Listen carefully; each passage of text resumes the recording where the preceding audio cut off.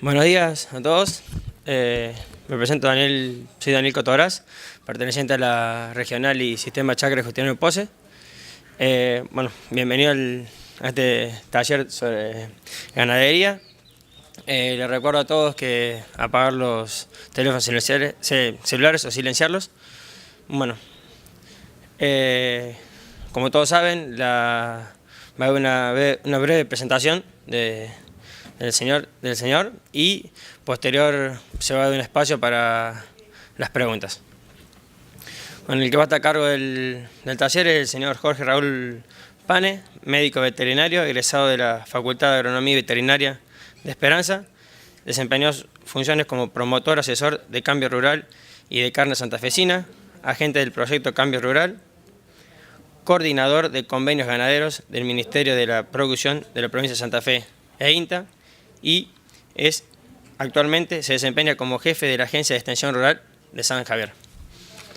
Muchas gracias. Buenos días.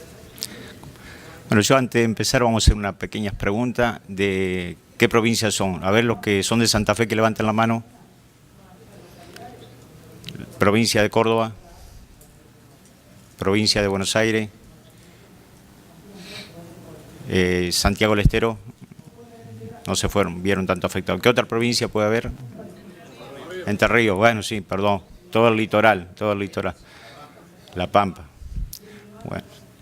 Normalmente los que somos de la zona de la costa, del litoral, estamos acostumbrados a veces a la inclemencia y los fenómenos del Niño por el tipo de suelo que tenemos, la ganadería que hacemos en isla, en suelos bajos, pero ahora se vio afectado a prácticamente medio país. Hay realidades distintas. Yo le voy a contar un poquito las realidades nuestras. No son las mismas que los suelos que tiene la provincia de Córdoba, Buenos Aires, pero hay algunos conceptos que van a servir igual o adaptarlos a los problemas que estamos teniendo.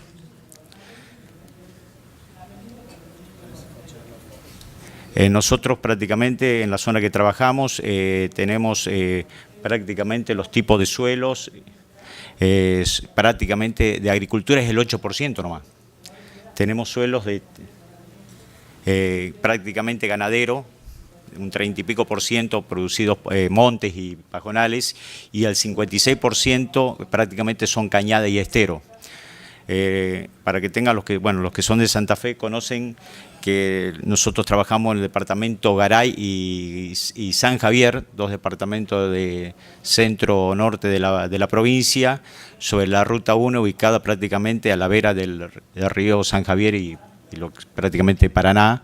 O sea que la parte grande de lo que es ganaderías hacemos en isla, y en la parte del continente, justamente como les decía, el 56% de los campos prácticamente tienen esteros y bañados, o sea que por eso le digo que estamos acostumbrados a trabajar la ganadería en la parte de agua.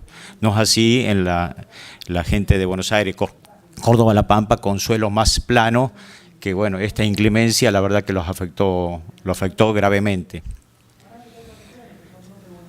Es un pequeño cuadro, digamos, de los dos niños que tuvimos en los últimos años.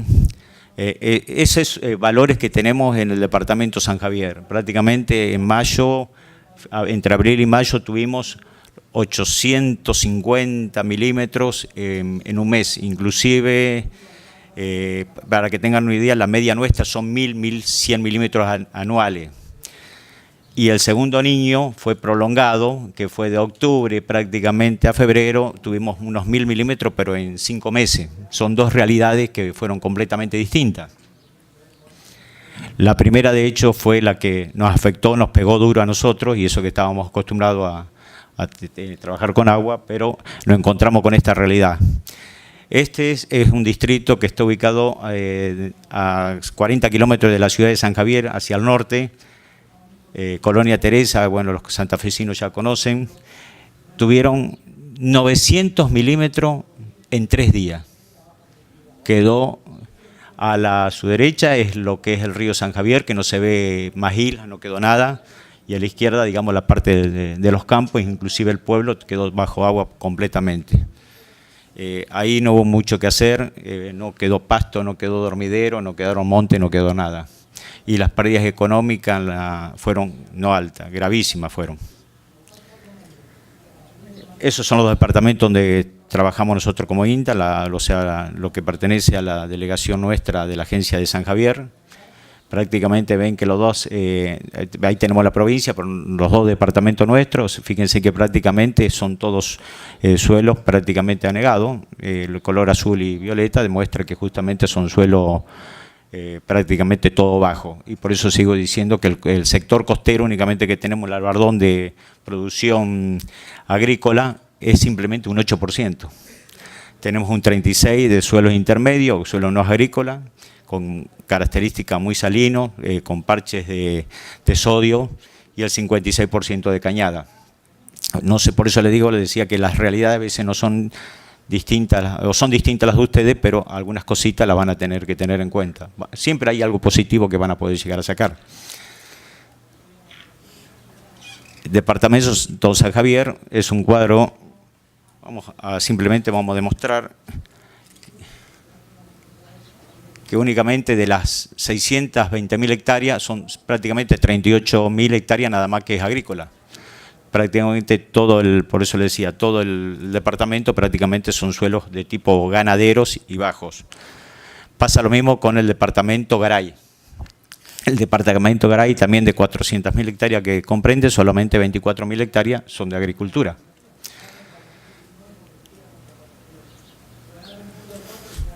Bueno, cuando tenemos un efecto del Niño como estuvimos teniendo, tenemos que lograr tener un buen diagnóstico y tenemos que determinar distintos parámetros para ver qué medida vamos a tomar. Siempre nos encuentra con el paso cambiado. Hoy tenemos que saber que tenemos que trabajar prevención, hay a veces que sabemos, anticipación también, que son pronósticos, pero los pronósticos a veces son a largo plazo. Antes no sucedía eso, o sea que sabemos si vamos a tener un fenómeno del Niño o no.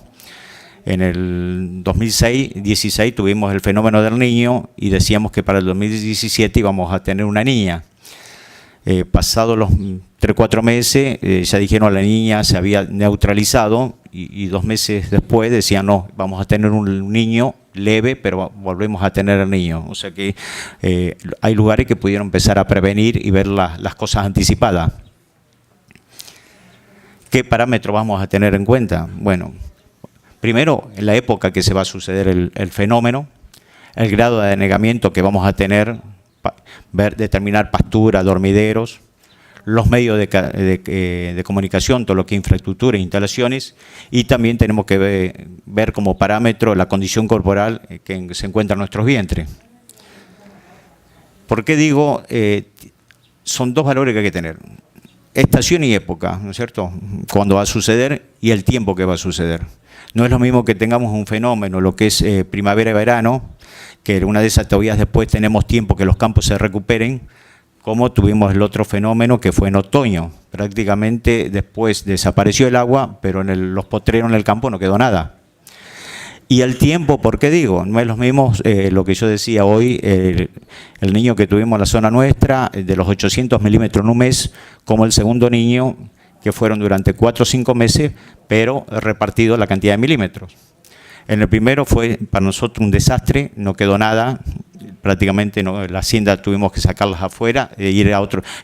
Antes normalmente íbamos a otros departamentos, pero el drama que teníamos que ahora todos los departamentos, todas las otras provincias vecinas estaban afectadas.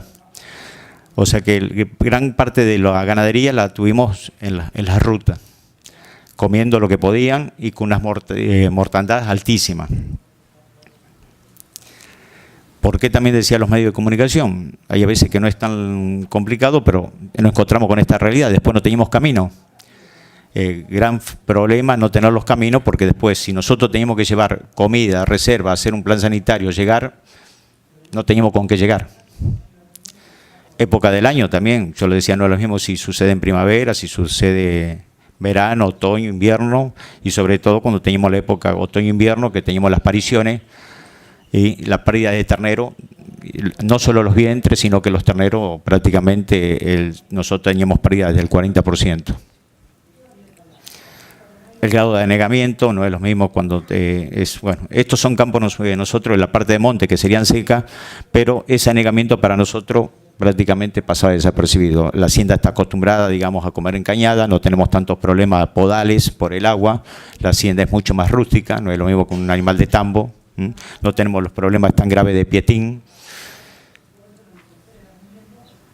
Trabajamos con boyeros eléctricos, inclusive mucha gente a la vera de la ruta. En esos momentos lo que es tanto la policía como vialidad permite, se coloca todo lo que es boyero con cuidado. Prácticamente el productor está prácticamente esos meses con carpa y cuidando la hacienda por la cantidad de hacienda que se puede llegar a salir a la ruta, pero trabajamos con mucho cuidado.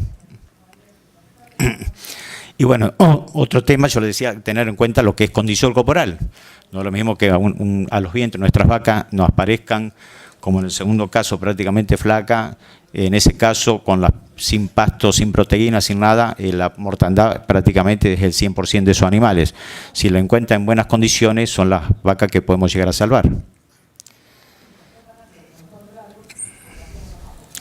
Después teníamos este tipo de anegamiento, no sé si se alcanza a ver, que allá está el poste de la luz donde pasaba el camino. Prácticamente esa fue el niño que tuvimos en el 2016, que prácticamente no nos quedó suelo, simplemente era como la Picasa, era prácticamente toda laguna.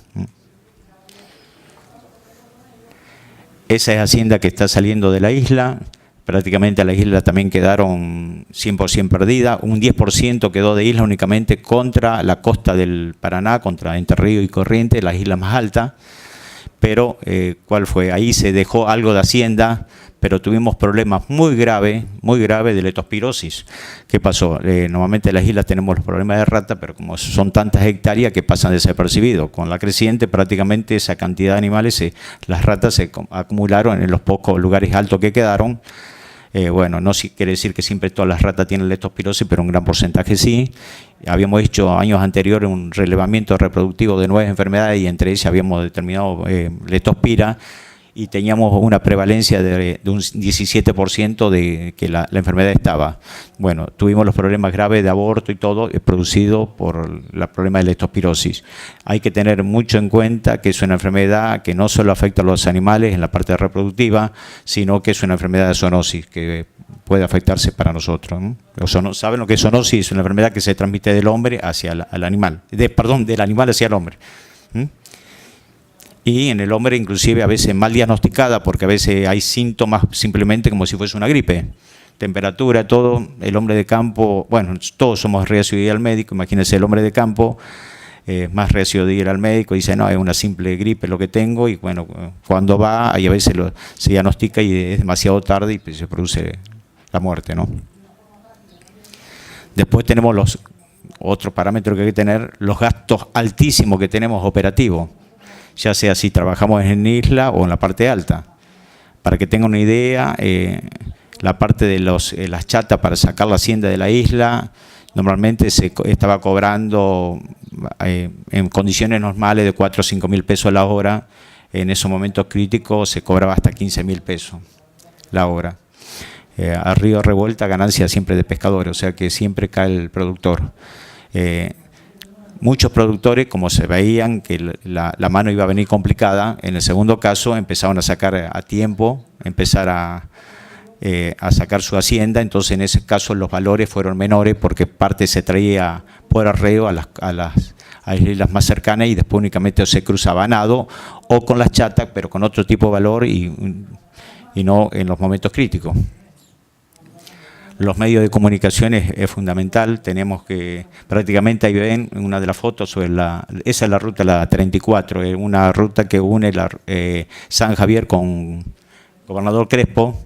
Bueno, la gente ya sacando los animales y llevándolos a los lugares, a veces caminos medio laterales, y después se colocan los boyeros y quedaban en la parte sobre la ruta, como lo decía. Mucha gente, tenían que tomar la decisión de salir a vender, porque hay que hacer un ajuste de carga. Si quedamos con suelos prácticamente del campo que está afectado en un 60-70%, no es lo mismo tener 1.000 animales en 1.500 hectáreas que quedarse con 1.000 animales en 300.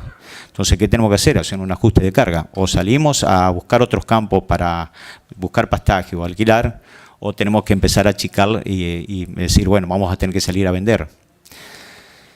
¿Qué pasa cuando en estos casos la hacienda prácticamente entran a pagarla a 2,50 pesos, están la gente que se aprovecha a venir a comprar la hacienda barata? El que previene y hace las cosas a tiempo va a vender a mejor precio. Después, en el momento crítico, las ventas son prácticamente a 2,50 pesos. Pero bueno, sin vender, ¿qué vamos a vender? ¿Qué vamos a proteger? Perdón, ¿acá son criadores o invernadores? A ver los criadores que levantan la mano.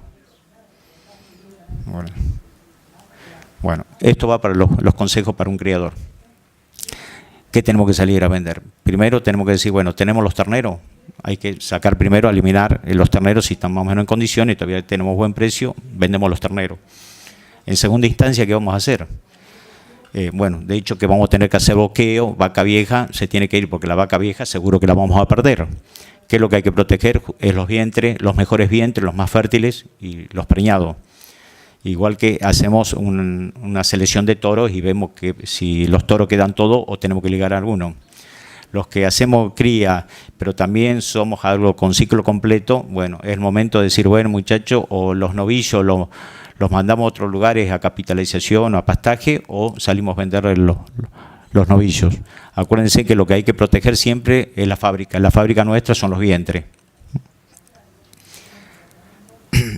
En caso de que hay que racionar, nos podemos encontrar con esta realidad. Algunos tenían algo de reserva, pero después los medios de comunicación eran imposibles de utilizarlos. Y si hay que aconsejar en el momento crítico para comprar, yo no compraría, en mi caso, lo que es la parte de rollo. Es un volumen muy grande, hay que tener los elementos, los pinches para trasladarlo. Y prácticamente lo que estamos dando sobre el animal únicamente es fibra y prácticamente no damos lo que es proteína. Si tenemos que racionar, como consejo, utilicen un alimento balanceado, preparen lo que sea un maíz, un sorgo, habría que molerlo, y por lo menos vamos a dar un buen porcentaje de proteína y energía. Y con 2 kilos por animal no es que vamos a engordar, pero sí vamos a poder mantener durante el momento crítico esos animales. O sea, con menos volumen vamos a tratar de solucionar los problemas. Y es más fácil de transportar en el caso de tener los medios de comunicaciones bastante complicados y no llevar un camión con los rollos que teníamos. ¿Cómo? Sí, siempre y cuando, eso es para mantención, 2 kilos, 2,5 kilos. Acá me mandé la macana que toqué. Y si tenemos que racionar, tenemos que también tener en cuenta lo que es comedero, la cantidad de comedero que vamos a necesitar, porque normalmente a veces tenemos algunos comederos como para cuando sacamos un lote de animales que están flacos simplemente o queremos engordar un pequeño lote, siempre el productor tiene algunos comederos, pero en estos casos críticos hay que pensar que si hay que racionar necesitamos un cierto espacio, por lo menos son de 40-50 centímetros por comedero por animal. Podemos utilizar los comederos que puedan comer de los dos lados para aprovecharlo y no sobre el alambrado que coman de un solo lado. También hay que ver cómo vamos a clasificar los animales que vamos a dar de comer. No podemos mezclar una vaca con ternero o novillo, sino que más o menos habría que separar por categoría, porque el animal grande va a ser el que va a comer y no va a dejar comer al animal más chico. Eso, bueno, es una foto también que yo le decía, la gente prácticamente colocando boyeros sobre la ruta para poder tener los animales. Esto fue bastante crítico, fue en la creciente grande y prácticamente tuvieron entre 2 a 3 meses prácticamente de esta manera.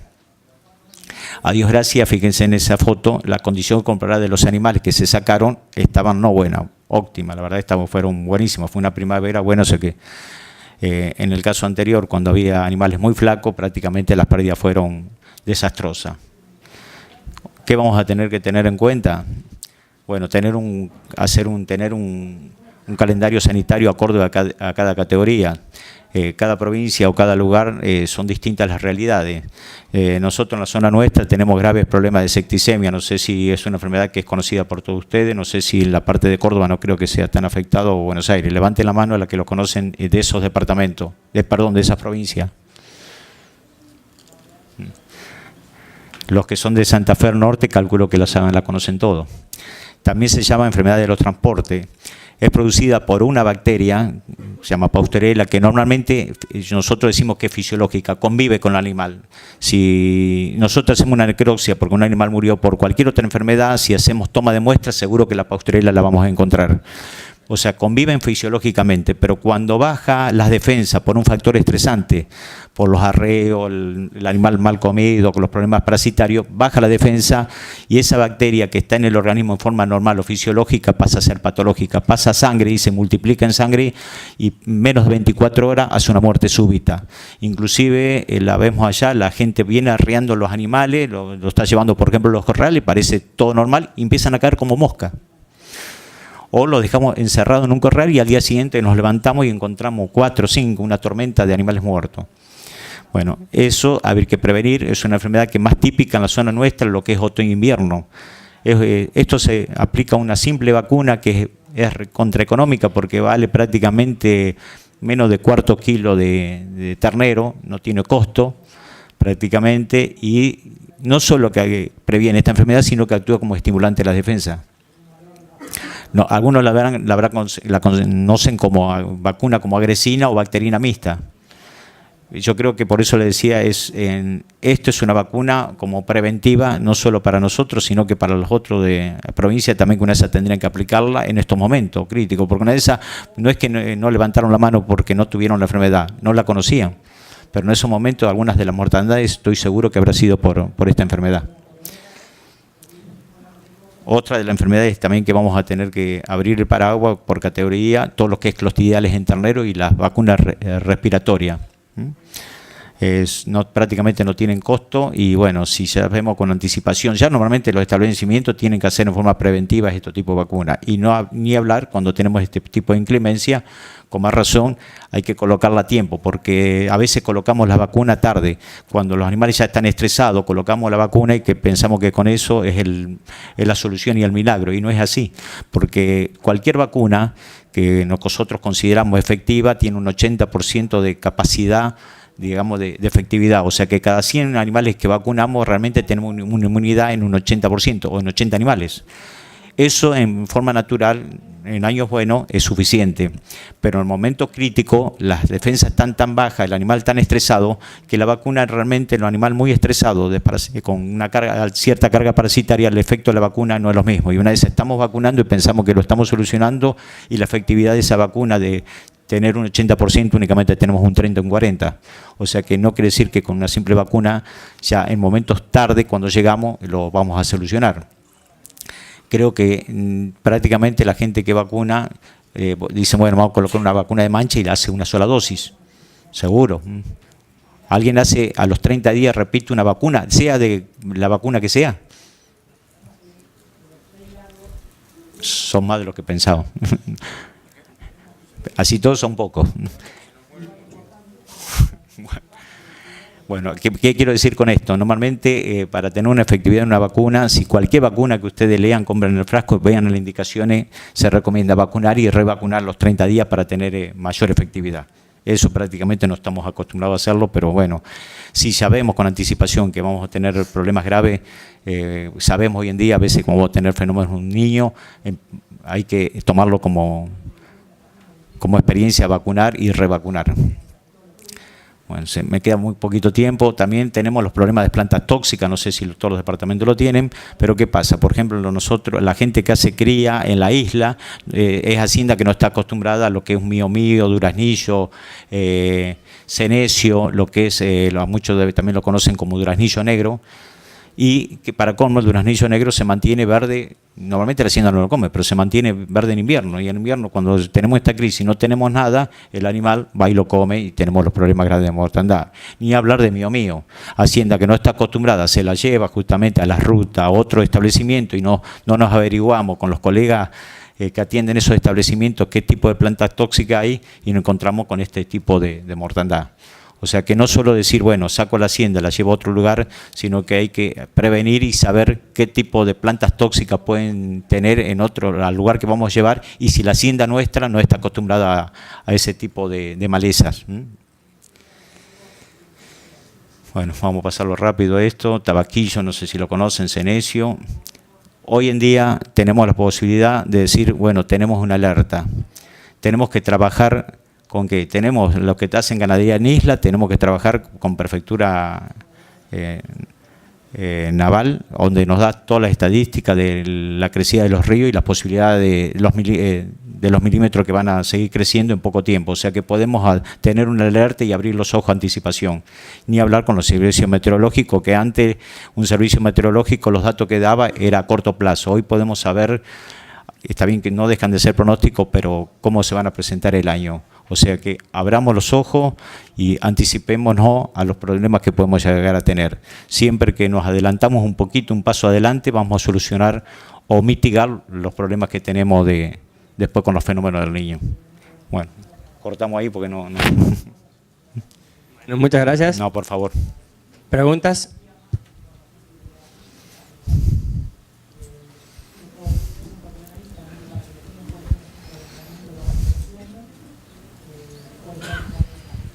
¿Qué tal? ¿Cómo le va? Contra la leptospira, ¿qué prevención haces? Y te digo lo mismo, ya que lo introdujiste, con brucelosis. ¿Ustedes hacen revacunación? No, brucelosis es una sola dosis, se hace en la ternera. En la provincia nosotros tenemos, bueno, en la provincia del país prácticamente es obligatoria en las terneras entre los 3 a 8 meses. Lo que tiene la provincia de Santa Fe, que tenemos un plan sanitario, que no solo hacemos vacunación de aftosa obligatoria, sino que se hace brucelosis en forma obligatoria, carbunclo obligatorio, que es otra de las enfermedades que no hablé, pero también que con problemas graves sino de mortandad y que también es zoonosis. Con relación a la leptospirosis, lamentablemente, si vemos la estadística de las vacunas que se venden en la Argentina con relación a la cantidad de hacienda que tenemos, no cubrimos el 10%. No es que la vacuna no exista y no se fabrique, sino que el productor no está acostumbrado a hacerla. Y como recomendaciones, usen, si tienen que usar una vacuna simple de leptospira, traten que sea con las mayores cantidades de cepa posible. No es que la leptospira es una sola cepa, sino que sea lo más completo posible y en forma de prevención, justamente sabiendo que vamos a tener un niño, no solo un niño o una sequía, que vamos a tener los problemas de leptospira que pueden aparecer, normalmente aparecen cuando los problemas de agua, colocarla con anticipación. Simplemente mucha gente coloca algo de leptospira, pero con el efecto que hace el leptospira a nivel del aparato reproductivo, los que usan la vacuna reproductiva, que bueno, la mayoría la deben usar, la que hablo de IBR de bebé, leptospira, Campylobacter o Vibriosis, o la famosa reproductiva, que tiene leptospira, pero en los casos de estos yo aconsejo usen leptospira con toda la cepa completa. Gracias. Y la última, con duraznillo, perdóname, ¿qué medida hace? Es complicado. Bueno, es complicado. ¿Por qué? Con el mío, la hacienda que no conoce, simplemente le hacemos el ahumado, hervimos, le pasamos sobre el hocico, y el animal, digamos, haciendo 2 curas de eso, digamos, después prácticamente no come el mío, pero el duraznillo, todo lo que dice en el ahumado, en duraznillo, no existe. Si uno corta el duraznillo negro y lo olfateamos, vamos a darnos cuenta que es feísimo el olor que tiene, no es palatable nada. La hacienda prácticamente no lo come, pero sí, en momentos críticos, como yo le decía, en invierno se mantiene verde, y la hacienda, al no tener nada, ahí tenemos los problemas. Hay a veces que lo vamos a encontrar en los montes, si está muy localizado, bueno, habría que tratar de bollerear esa parte, igual que el tabaquillo, que prácticamente produce lo mismo. Y la gente que ya tiene los campos, por más que no tengamos estos acontecimientos y tiene este tipo de maleza, allá normalmente lo que hacen durante todo el año, cuando salen a recorrer, algunos llevan la mochila con el matamonte y van fumigando las plantas de duraznillo para ir controlándola. ¿Alguna otra pregunta?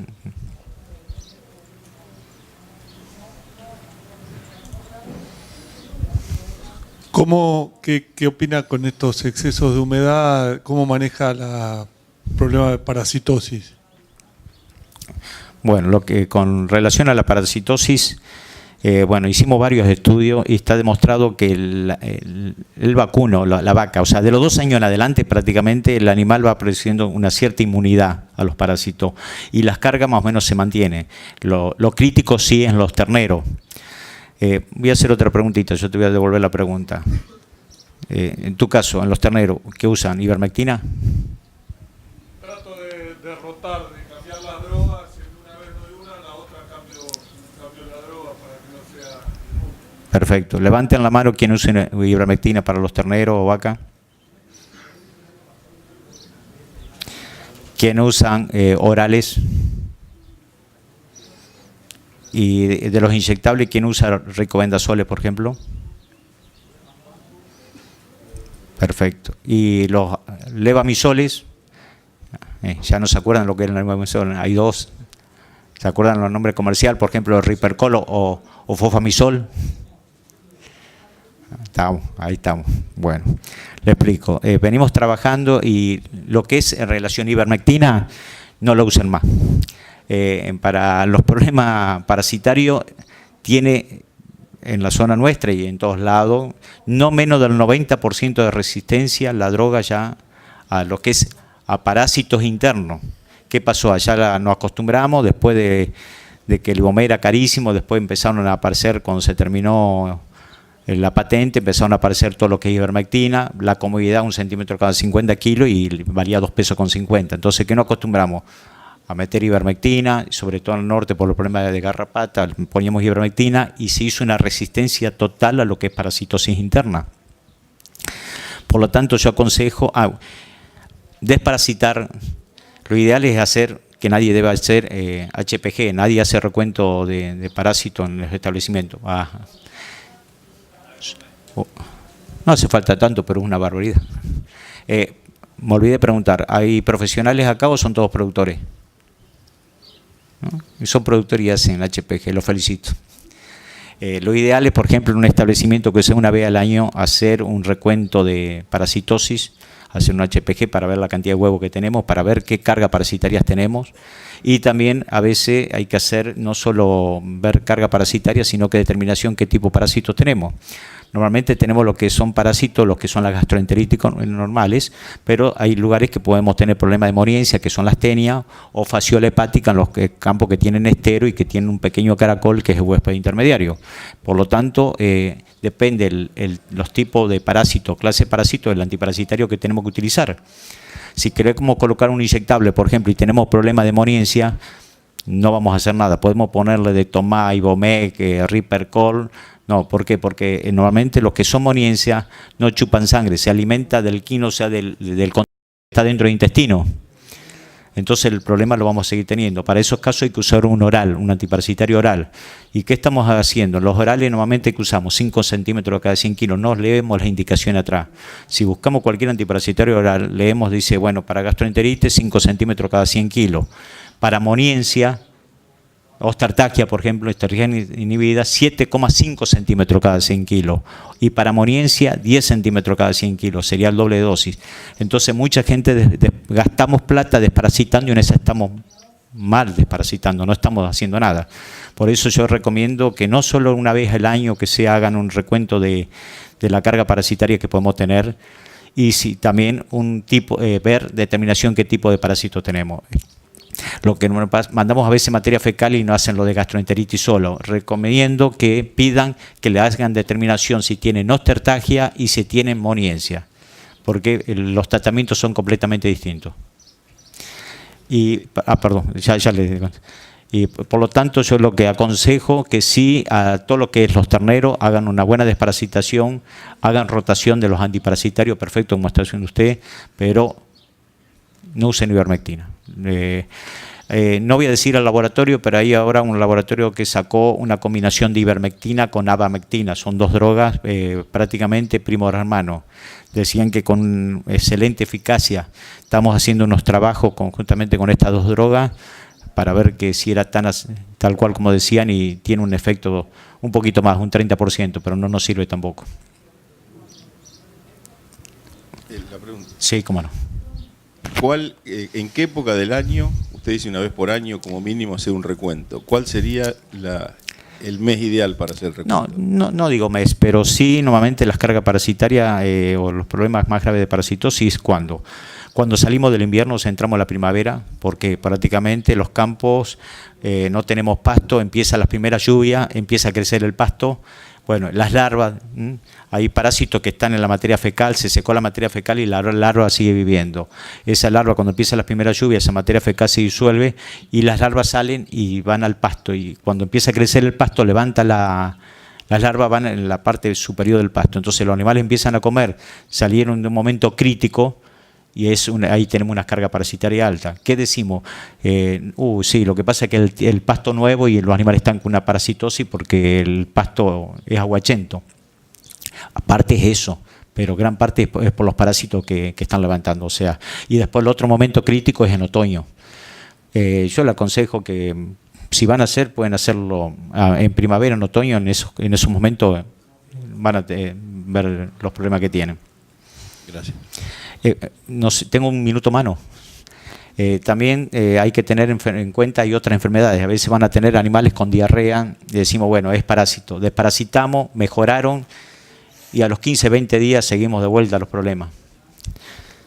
Desparasitamos de vuelta o colocamos un antibiótico, mejoraron un poco y después de vuelta tenemos los problemas.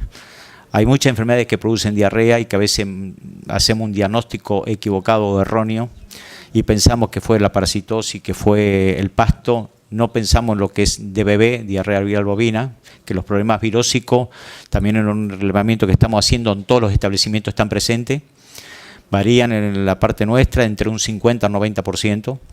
No siempre afecta en forma, o sea, a veces está en forma subclínica, sin sintomatología, pero encontramos una enfermedad, vamos a preguntar a ver si la conocen, lo que es paratuberculosis.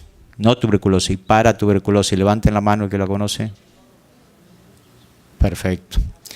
Bueno, y sobre todo lo vamos a ver en animales grandes que se vienen a menos, desparasitamos, colocamos antibióticos y bueno, y el animal no responde. Es una enfermedad que si la diagnostican o los colegas digan que la empiecen a tener en cuenta porque no se la tenía en cuenta y tenemos un 22% de prevalencia en la zona nuestra por lo menos, con los estudios que estamos haciendo, o sea que la enfermedad está. En esos casos lo que yo recomiendo es animal, mandarlo a feria, aunque pague el costo de la jaula, pero no lo dejen en el establecimiento porque van a seguir aumentando los porcentajes de esta enfermedad. ¿Otra preguntita? No ha hablado sobre coccidiosis, ¿tienen problemas? No, en las zonas tamberas sí. En las zonas tamberas, sí, una enfermedad de la coccidiosis normalmente se da en los problemas que hay confinamiento, los terneros, por ejemplo, en estaca, pero en cría prácticamente tengo 30 y pico de años de profesión, 2 veces la diagnosticamos prácticamente y fueron justamente animales que se sacaron, se mandaron algo a confinamiento para tratar de engordar, pero prácticamente no, en cría hay que tenerlo en cuenta, pero es prácticamente muy raro. Sigo hablando, en la zona nuestra, que son a veces distintas realidades con otros tipos de establecimientos, pero en Tambo sí, en Tambo hay que tenerlo en cuenta. No sé si todos conocen lo que es la coccidiosis, es una enfermedad también de tipo parasitaria, pero la diferencia no se soluciona con un antiparasitario común, sino que hay que usar una sulfametacina de larga acción, un inyectable.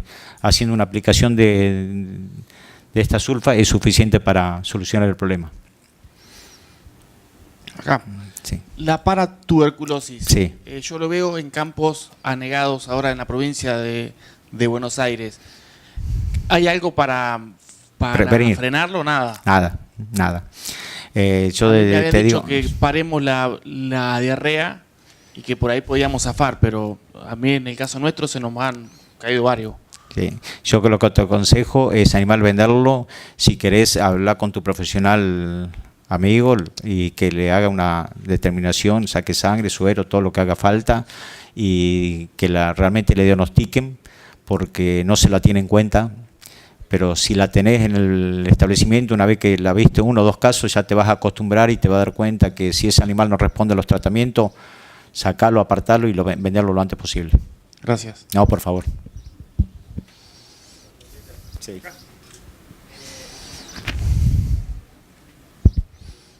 ¿Qué umbrales de HPG manejan para Desparasitar. desparasitar?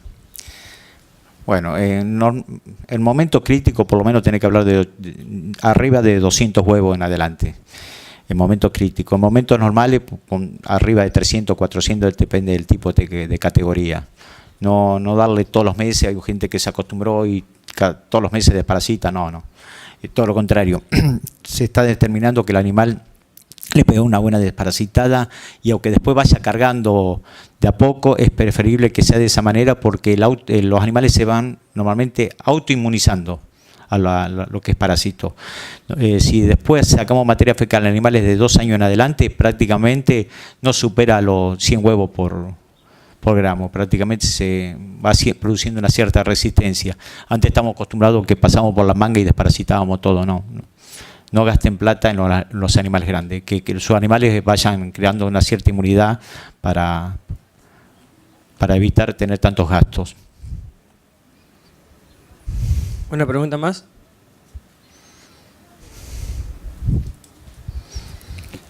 Lo único que le voy a decir, muchísimas gracias y cualquier consulta que necesiten algo, mi mail es pane.jorge@inta.gov.ar. Lo que necesiten, vamos a tratar de sacar algunas dudas, lo poquito que sabemos. Muchísimas gracias.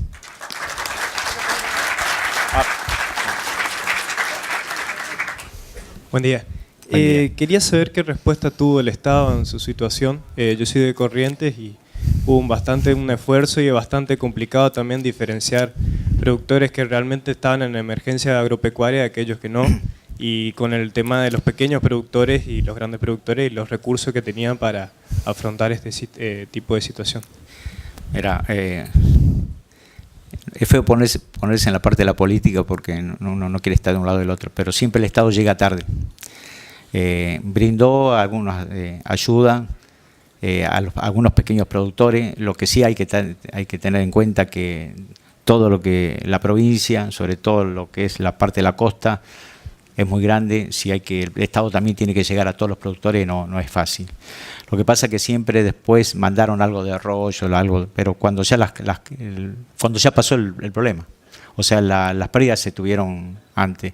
Pero también creo que tenemos que trabajar fuerte, de decir, bueno, vamos a empezar a prevenir. Yo me encuentro con la realidad de cuando hace 40 años estudiaba en la facultad de los problemas y la realidad me sigue superando, que tenemos lo mismo. Hacemos diagnóstico, evaluación, nosotros como INTA todos los años nos juntamos y siempre nos encontramos con la misma. Digo, ¿cómo? Entonces nosotros no estamos llegando, la información está. Antes decíamos, bueno, era difícil tener la información, hoy googleando la información la tenemos, seguimos haciendo charlas, haciendo jornadas, pero el grueso de los productores viene una jornada, sacó 3 o 4 cosas y después se olvidó, pero tenemos que prevenir. No esperemos la solución en el Estado porque el Estado no puede solucionarnos a todo, imposible. Y por eso le digo, y las medidas que dieron o ayudaron, pero insignificante al proceso que tuvimos. Y más como fueron estos años que afectó prácticamente a toda la provincia. Distinto es cuando a veces es en un solo lugar, muy localizado, que hay que llegar a pocos productores. Pero cuando hay que llegar a tantos productores es difícil, yo lo entiendo también. O sea, hay que ponerse en el lugar de... sea el partido que sea. Bueno, en la zona nuestra los problemas que tenemos es cobre y cobalto, que eso lo solucionamos colocando simplemente un inyectable, no vamos a dar marca, pero abran los ojos en los terneros, que a veces colocamos los terneros. Hay cobres, por ejemplo, si leemos la fórmula que dicen conecta calcio. Voy a dar un chivo. Por ejemplo, más conocido creo que es el glipondín, 1 centímetro cada 100 kilos. Pero el drama es que a veces ponemos la jeringa y pasa una vaca, le hacemos 4 o 5, y pasa un ternero y nos regulamos y le mandamos 4. Y ese ternero pesaba 150, 180 kilos. A los 15 días o 20 días se murió. ¿Y de qué se murió el ternero? Lo que menos pensamos. Nosotros fuimos. Eso se llama iatrogenia. porque hace una lesión hepática y produce hemorragia. El hectacalcio es un anticoagulante y la dosis letal es cerquita. Un animal de 150 kilos lo hicimos por 400 kilos y terminamos matando. Abran los ojos, pero normalmente las carencias son de cobre. Magnesio todo el mundo lo va a tener y sobre todo en otoño e invierno. Y el problema lo tenemos que el magnesio también mata a veces la carencia, sobre todo en las vacas cuando están preñadas que quieren parir. Ahí tenemos los problemas graves. Cada uno tiene que hablar con su veterinario, o si ya conocen, con su veterinario local, que deben saber más o menos las enfermedades típicas, porque normalmente decimos, un profesional cuando va a trabajar por primera vez en algún lugar, se tiene que acercar a los colegas amigos, porque hay enfermedades típicas en la zona. O sea, tenemos el ABC, tenemos esas 30 enfermedades que están en toda la provincia, pero una de esas, en distrito, hay ciertas enfermedades típicas de la zona. Bueno, en esas es lo que hay que pensar primero. Pero el magnesio prácticamente lo tenemos. La falta en otoño e invierno se nota. Bueno, le agradecemos a Jorge. Calculo que no va a tener ningún problema en seguir respondiendo preguntas acá afuera. Así que bueno, un fuerte aplauso y los invito a seguir continuando en el Congreso. Muchísimas gracias a ustedes.